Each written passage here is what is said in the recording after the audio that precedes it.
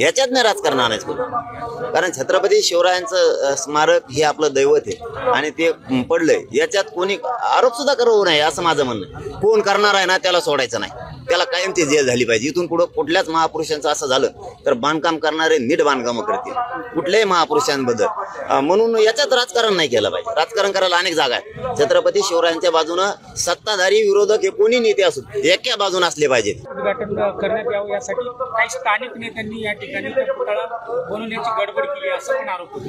नाही झालं असेल ना, त्याबद्दल मी काय म्हणलं की त्यात आपण राजकारण नाही करणार. झालंय असेल, बांधकाम करणारा कोण, एखादा नेत्याने बी त्या टायमाला गडबडीत केलं असेल, ते कॉन्ट्रॅक्टर कोण आहे, त्याची दर्जा होता का नव्हता त्या कामाचा हे बघणं गरजेचं आहे. आता राजकारण करायचं म्हणून करायचं नाही, उगाच कोणी दोष दिला म्हणून आपण पण नाही द्यायचा. आता उद्घाटकाचा काय दोष, समजा मोदी साहेब आले त्यांनी उद्घाटन केलं ते करून गेले, करणाराच जर नीट नसल तर त्या उद्घाटकाचा काय दोष. म्हणजे राजकारण करायचं म्हणून नाही करणार, मी तरी नाही करणार.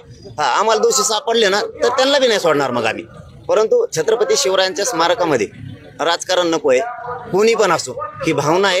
हे सगळ्यांचं बळ देणारं, प्रेरणा देणारं बलस्थान आहे ते या पूर्ण देशाचं आणि ते दैवत आहे. तिथं राजकारण नको आहे असं म्हणणं आहे. म्हणून 1 तारखेला शक्यतो आम्ही ठरलं आणखीन नाही, परंतु 1 तारखेला आम्ही राजकोट किल्ल्यावरती तिथं स्मारक पडलंय तिथं भेट देण्याचं ठरवायची आमची तयारी आहे. पण बघूयात आता इथून गेल्याच्या नंतर काय होतं. बाले किल्ल्यात चाललाय नाही ते नंतर बघू. ते राजकारणाचा विषयच नाही. इथं छत्रपती शिवरायांचं स्मारक पडलंय, कोण कोणाकडे येणार आणि कोण कोणाकडे जाणार याच्यात आम्हाला रस नाही.